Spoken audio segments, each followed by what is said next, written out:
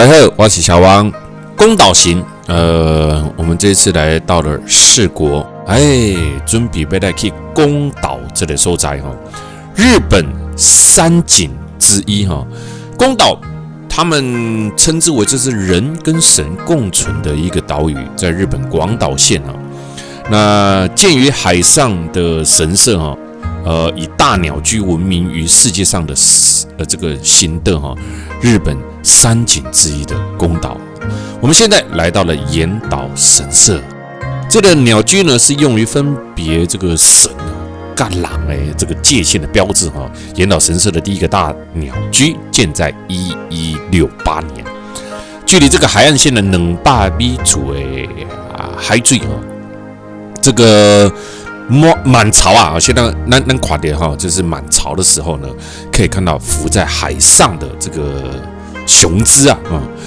岩岛神社伸出了的舞台呢，诙谐极简看到的大鸟居呢，更是美丽啊。退潮的时候，你可以走到大鸟居的底下啊。那日本人做事情呢，真的细心到让你受不了啊。它这上面还有潮汐表啊。在各个时候呢，来看它哈，都可以感受到这一个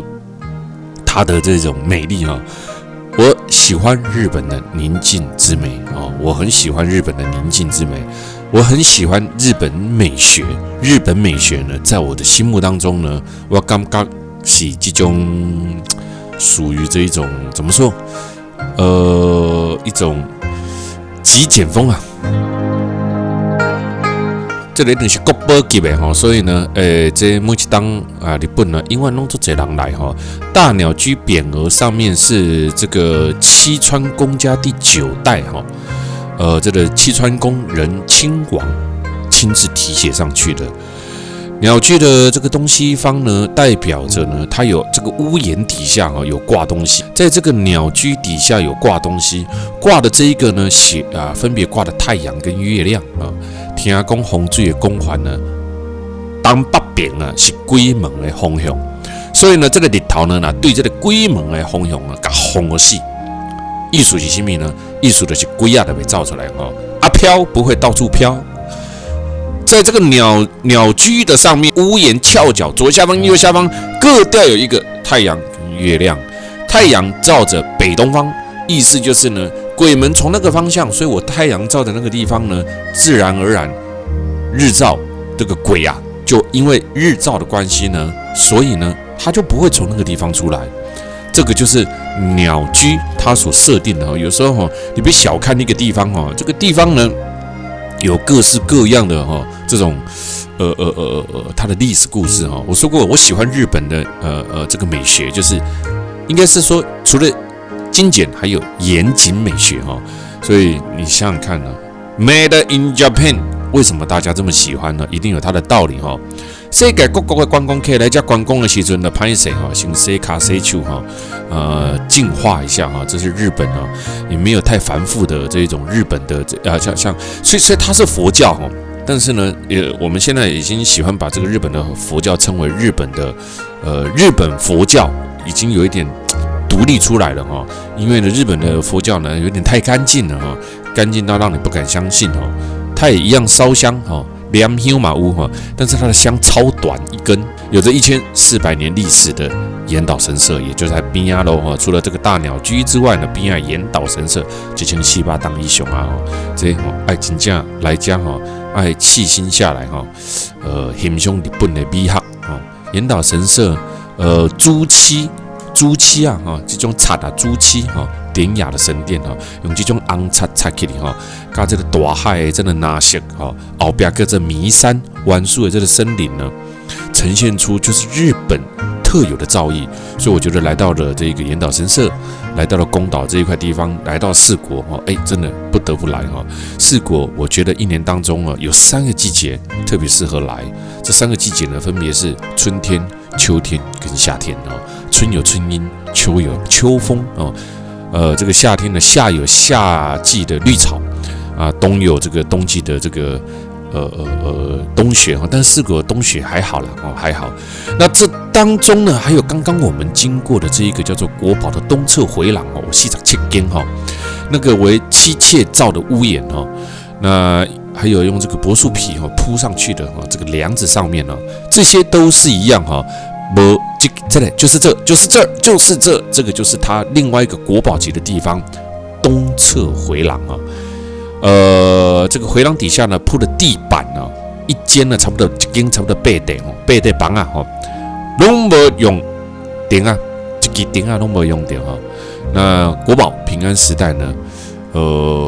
包括这里面还有5个男神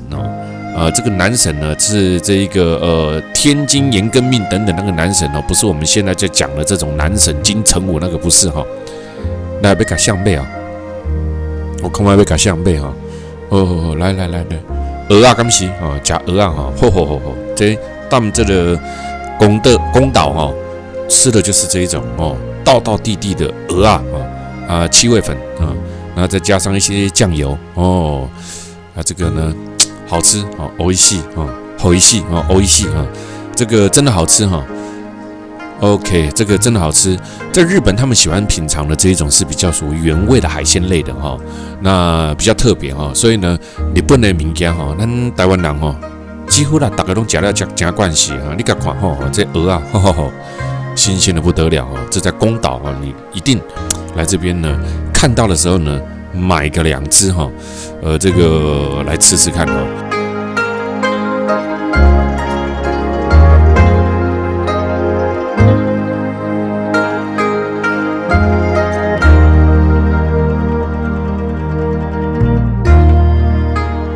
这就是我上介意的日本的设计的风情我真的我老是小王在这个电视上称赞日本那这个说实话这日本呢真的每一次我看每一次都心痒痒的就想来一趟因为日本离台湾真近，现在日本嘛行家远所以人讲一句话讲阮踮这个业界讲一句话讲。日本线是叫做黄金路线，对一间航空公司有开就有赚钱有开就有赚钱这条黄金路线呢袂长去但是有开就有赚钱那而且呢，到日本你佚佗的时阵呢，我感觉我上介意就是行因的这个欧米亚克店这是行奇妙这个日本加上伊的摆脸清气当当足清气的。所以我到日本，有的人讲哎呀，无啥回但是呢，它就吸引了目光，尤其是吸引少年我相信很多的年轻人到了日本的时候，当看到这些东西呢，哇，总是很开心哇，东西一大堆，琳琅满目，很开心这些欧米亚给总是吸引着我们的目光现在我们经过的这个是濑户内海的跨海大桥，濑户内海呢，这个是日本的一个内海。但这个内海呢，其实你若有去坐这个船只当这个濑户内海，我讲过我一直想要杀一个行程，这个行程是足久以前的行程，就是对 Osaka 不是对 Osaka， 对 Osaka 嘛会使对九州这个坐船坐到 Osaka沿路上你会使看到濑户内海两边边这是当日本真少见到这个坐船的行程会使经过濑户内海上界有名的三大桥。这个两边边拢会使看到山。虽然伊是这个内海，但是虽然伊是海啦但是因为伊是内海就流经了这个日本的内部地方所以呢，它看起来像河一样，其实呢，换另外一种想法更简单，它有一点像是日本的峡湾地形。所以呢，当你坐这个船呢，可以体会一下。但因为在濑户内海上面呢，这个日本在这个内海上面并没有所谓的推行这一种所谓游轮制所以在这个游览上面呢，它的船呢是比较简单一点的你可以在船上睡上一晚呢，那这个是夏天非常好的一个行程那晚上到了甲板看星星看月亮然后呢坐着在这个甲板呢很感受很棒这个有一年早一年的夏天我来办一下来这边露营一下，让你看看什么叫做濑户内海的夜游之船那在夜游的时候呢，就会经过这一些濑户内海最有名的这个船，这些桥。现在我们就经过这3大桥其中的一道桥。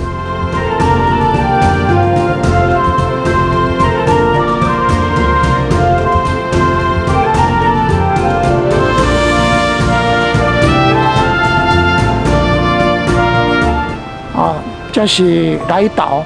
古鲁吉玛哈西，这是濑户内海西濑户内海啊，风景美丽，起来。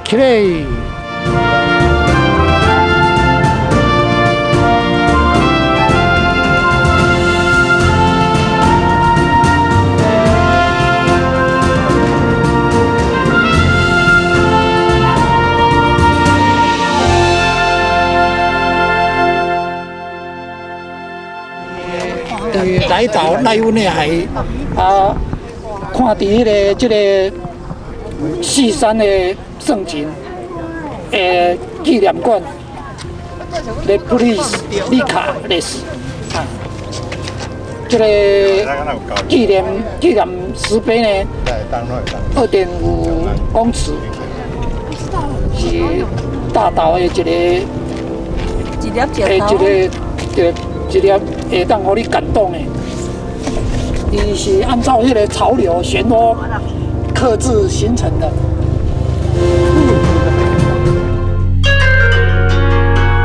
大不为，小不为，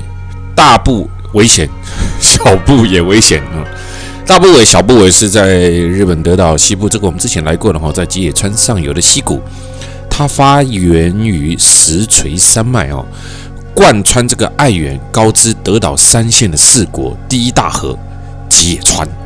这个吉野川的这个水流啊，冲击这个四国的山地的这个石头啊而形成的哈。不危就是行走很危险的意思哈。屹立的岩石呢，就像这个德啊哈，这个斧头啊，你下呢哦。削切了这一个河道丁管的这个山壁，所以呢，我们把它称为大部为小部为一个深深的 V 字形在这个羊肠小径上面行走呢，不管你是大步往前走，还是小步的马苦都很危险哦。当然啦，今晚咱是开车阿别瑞行所谓的羊肠小径指的是要下去走它的一个小的路了所以呢，大部为小部为的名就是安尼来行大步危险，细步嘛是危险遐危险莫行啦但是以前的人够可怜以前有路路是人走出来的所以以前的路拢会行据说呢，大部为小部为这样子的因素呢，就让它成为的非常特别哇！鲤鱼旗啊，这个鲤鱼旗呢，它有故事的什么故事呢？等下我来讲给大家听。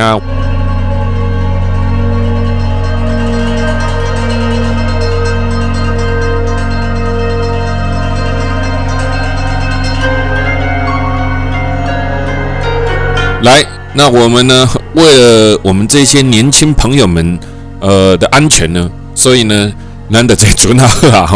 不要去跟这个走大部为小部为我们可以坐船去看大部为小部为那这一个不要小看这个大部为小部为的这个河流以这个吉野川呢，这水流有当下真紧呢这嘛是去这个泛舟的所在嘛是当这个宾馆吉野川宾馆，来，看得过来熟悉行，设计来，上去从这一个四国对很多人很陌生你看我们刚刚从这个德岛什么名门这个跨海大桥呢，行到今嘛大部为小部为袂歹来坐船来看咩这一个大部为小部为的西川呢。刚刚有讲到这个鲤鱼旗，这个日本嘛有这个端午节，但是呢，它的正确的名称叫做端午的节句这个也是日本的5大节日之一日本的端午节当然就是对这个中国这个端午节过来，那传到日本之后呢，日本的习俗结合变成了日式的端午节日式风味，连端午节都有日式风味日本人他们这天呢，不止划龙舟，嘛跟中国人相共跟咱台湾人相共会吃肉粽但是较特殊的是，这天来到的时候，前后一个月，所有家户户的门口，它会吊这个鲤鱼旗当天则在门前悬挂这个蒲仓草啊，菖蒲草不菖蒲草来祈求平安，所以又把它叫做菖蒲的节句啊。所以我们刚刚看到鲤鱼旗呢，真侪人到日本拢会看到鲤鱼旗哈，但是唔知影这个鲤鱼旗的由来无？鲤鱼旗的做法是刻这个竹竿，将5种色的长布条画上这个鲤鱼的外形，直立起来，让长布条的这个鲤鱼呢，能够在风中飞扬。据说5种颜色的含义呢，是5行思想、5方色有关系。东方是青色，西方是白色，南方是赤色，赤色就是红色啦哈。北方是黑色，中是黄色哈。跟咱的5行是不是相同色？这个全方位的守护呢，是因为日本的家家户户拢会使看到鲤鱼旗5颜6色，当这个空中飞扬，怪了。你说日本有没有美学哈？这个鲤鱼旗挂起来就美啊哈，总比乱挂一些旗帜啊、稻草还要来得好哈。所以当刚来的时阵呢，连托儿所的围墙上面都挂满了小朋友自己制作的各式各样的鲤鱼旗。所以当你在日本看到鲤鱼旗的时候，你知道吗？那个就是端午节前后，在那1个月，你都可以看得到鲤鱼旗，你知道吗？看到鲤鱼旗就让我想到，我小时候只要到了国庆日的时候，家家户户都挂着国旗，对吧？今嘛呢，你去哪看国旗啊？谁挂国旗还被笑，是不是呢？但是其实你到了全世界各地的时候，你还是可以看得到国旗代表着他们。我们老是喜欢在国外拿着国旗，中华民国刚才会连自己在台湾都不挂了，还挂到国外去了哈，真是笑死人了。自己不有一些东西是打从内心的认同不是讲你到国外该被挂，不是。所以我记得我小时候，你沿路哇，那个旗海是飞扬你敢知影？连包括外国人当这个双十节迄天来到台湾的时阵，看到国旗拢会知影讲哇，这个国家对不对国家的生日这个旗海开始拍所以有时候时代不同，带来的东西也不太一样啊，对不对所以我刚看到这个在日本家家户户挂的鲤鱼旗，在端午节前后变成它一种文化。那在很多其他的国家也可以看得到你真的我们举凡去韩国啦，去越南啦，有没有越南的那个是5星的啊，1颗星的嘛去这个泰国啦，我们讲的都是东南亚这些就好了，我们是不是都可以看得到这些国旗，对不对？但是反而真正我们要看到我们自己国家的国旗是比较少的所以这是很现实的问题不曾几何时呢，这个搞到这个国家的意识形态那么高不用这样子不需要心中有爱台湾就很棒了，真的那看到鲤鱼旗照又来了。据说鲤鱼旗一大一小的意思，鲤鱼旗较大只的鲤鱼就是象征恁老爸老母，小只鲤鱼象征家里的小孩，厝内底有几个囡仔，恁家门口就会挂几个小只。这是你生几个马上红知影所以呢，鲤鱼旗的旗帜呢，就是祈求家里面的小孩子能够健康成长，将来有好的成就。古代传说嘛，鲤鱼跃龙门，就在这个时候呢，这个鲤鱼挂在外面一跃，风一吹，变成龙啊。所以呢，比喻家里面的小孩长大呢，都能像鲤鱼跃过龙门一样，有成就，有出息。江户中期将鲤鱼树立在屋檐上面，目的也是小男孩诞生，告诉所有的人，弯刀生查甫的啊啦。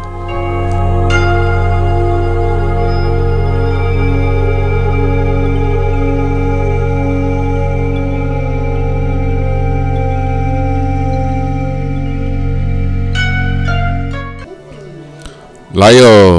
行到另外一个秘境竹谷溪这一个叫做葛藤桥四国常常会讲说秘境的原因呢，其实真大的重点来自于伊的地理环境伊的特色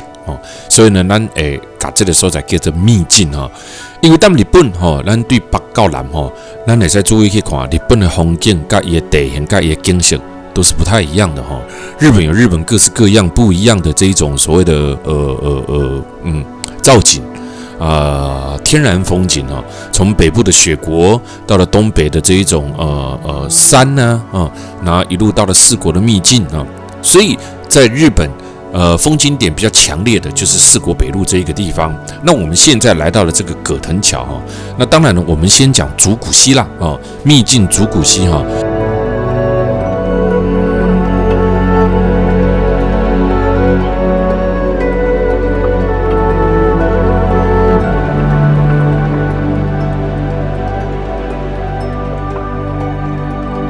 德岛县的西部，四国中部的山村被列为日本的三大秘境之一，属于剑山国定公园四国第二管的山剑山。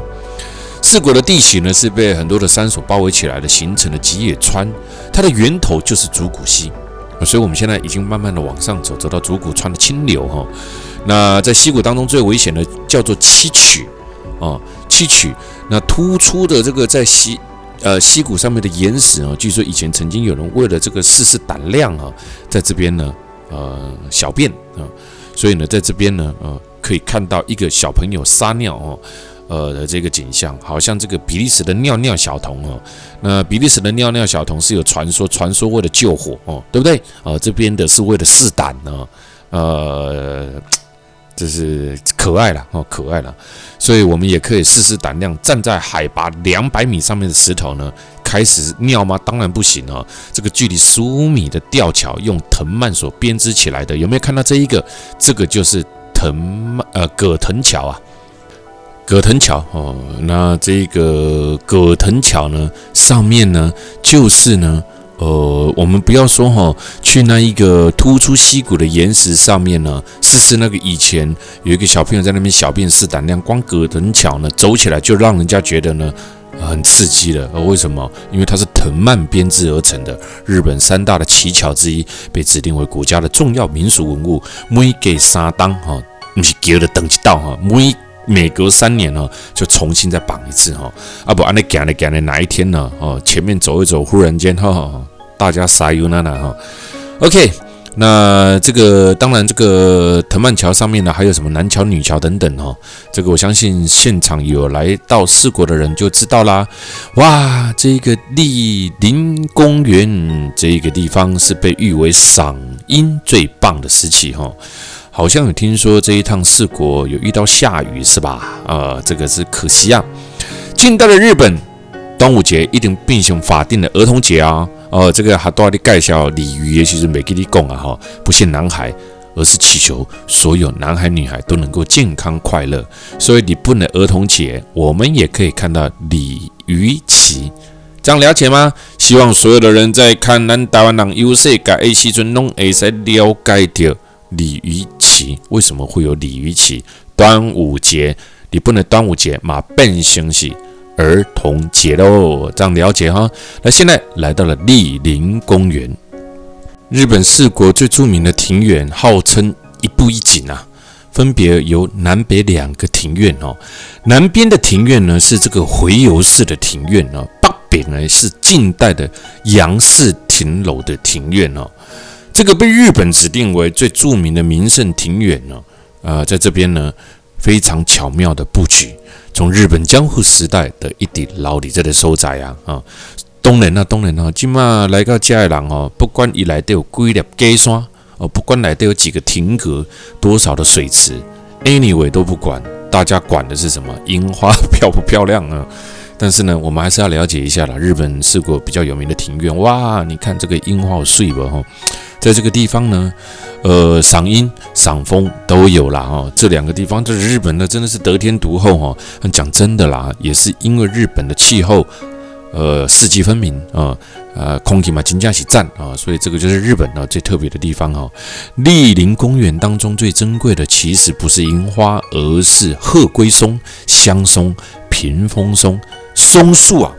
但是现在呢，大部分来到这边呢，松树被打败了被樱花跟枫叶打败了那这里面的松树呢，我只能把当英雄所以你呢爱园艺、喜欢看花草树木的，来到这边呢，你就可以看得到了这里的鹤龟松、香松跟屏风令人赏心悦目最能看出日本高度庭院技巧的，就是呢，以当家每一个松树的树干拢连着会形成根根相连到天边的奇景日本的庭院之多，但唯有莅林公园看得到这么多的松树，它的树干是连在一起的。但现在我们的小樱没拍啊，你也不要觉得奇怪，想呢，因为来讲呢，松树已经变成了是这个叫小菜哈，主食呢是樱花跟枫叶啦，按那了解吧哈。这个你看啊，喜欢看花草树木的人，因为看到前面那一堆就是松树了，我看到吧哈，莅林公园的美，它一年四季都值得拜访。春季梅花、樱花、杜鹃花、百花争相开放，夏季这个池子当中都水莲，还有这个什么，这个在5月份才会开启的，这个立夏啊，5月5号立夏那一天才会开启的，也是端午节的名称菖蒲菖蒲节日菖蒲花也在夏天会开起来，秋天的其实枫叶哇，真的是得天独厚，所以呢。发了我们的日本团，注意看那的日本团，我们就可以发现到日本团别有一番的风味。这是我们在这一趟最特别、最厉害的日本4国樱花之旅。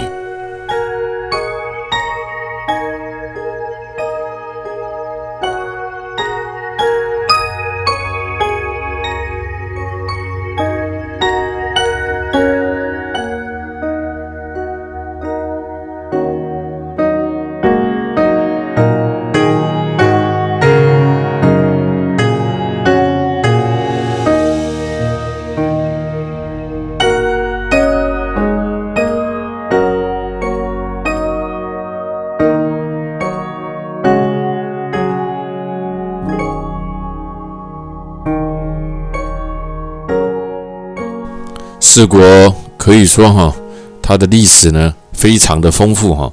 咱今晚呢各位介绍另外一个咱其实嘛来过来到每一当让我来叫做金刀比罗宫，我就不会说呢金刀比罗宫Koto 什么名字我嘛别记起来这个有一点忘记了金刀比罗宫呢，为这个象头山的中间部分年代不详相传到现在已经有3000年的历史了自古象头山就在濑户内海航行船只，移动的看起来觉得象头山象头山的神呢的一底这个濑户内海的尊驾，当作是这个安全神来信仰，就跟那个妈祖一样了而日本神话当中的大物主神，指的就是象头山的神因此呢，这个东德郎便在象头山呢建立起祭祀大物主神的琴平神社，这就是金刀比罗宫上开始出行模式的下内来。但是现在怎么用金刀比罗宫这个这奇妙的名呢？这个金刀比罗宫呢，要去的之前呢，咱还要经过加785阶的石梯要慢慢来行起来考验着参拜者的体力这个，但是这冇根基你到家你得再发现了那在佛教呢，要找到对应大物主神的人呢，叫做这个叫金什么罗的，我有点不好意思，我有点忘记了那这一个人呢，是释迦的弟子呢，药师如来12神将之首，他也代表了水运之神。所以呢，这个梵语的念法呢，叫做什么苦玛比拉什么的，忘记了所以呢，在日语呢，这个金比罗的这一个梵语念法呢，跟琴平的读音呢很接近，所以琴平神社到后来就被改成为金刀比罗宫。原因就是这个音译啦音译所过来的。简单的来讲，日本传统信仰的每一个神教人物呢，都对应着佛教或教当中菩萨的化身。今麦日本呢的加在这个神社拢是用这个名来号名当然我说过宗教在地化了呢，它就会开始慢慢延伸出自己日本独有的这一种神社名称。在江户时代呢，还流传了一种习俗，就是想要参拜金刀比罗宫的，但是又没有能力上山的人呢，就让饲养的狗代替自己前往参拜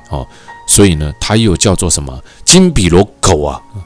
这唔知咱这个小英气要有翕这只狗啊无？这真重要吼。这所以重要来讲吼，到遮吼爱通才介绍这只狗啊吼。有当时唔知讲这只狗啊，夹一块牌啊底下哪会，迄就是吼代为参拜的习俗吼。因为啥呐？以前的社会，你甲看行700几的这个楼梯吼，所以你行袂起来哦，就叫狗啊来代替吼。所以担金顶下骹要行起来所在有一只狗啊吼，狗夹一块牌啊吼，这就是这个金刀狗哦，金刀比罗宫的石阶半处吼，所看到的哈，那盖了一个，那这里的这个历史啊，其实还蛮多的哈，包含他刚刚有看到这个大门双层入母屋造的哈，还有这个秦屏山等等哦，非常多哈，这个。你要对这个还有5人百姓啊，这个仅有5个人允许在金刀比卢宫做生意的摊贩，摊贩代表着一种象征，叫做5人百姓啊。所以宫在这里面呢，有非常多的这一种特色啊，还有可以介绍的啊。来，这个真的非常短暂哦。现在搭渡轮前往小豆岛，这个小豆岛呢，爱坐船啊，但是你看在日本哈是一个。善猎的岛屿哈，它不只是一个靠海哈，还是一个善猎岛屿的地方哈。所以呢，到日本呢，真侪所在呢，你会使坐船啊来往每一个岛这个岛、迄个岛会使来往行来行去所以到日本呢，以这种游轮这种船驾就变成了一种在日本旅游当中的一种形式特色那通常在很多的地方，我们都可以坐这种比较简单式的游轮渡轮坐差不多2-3点钟到达另外一个口岸去那现在呢，我们当然到小豆岛一定要坐船啦，我们前往小豆岛喽。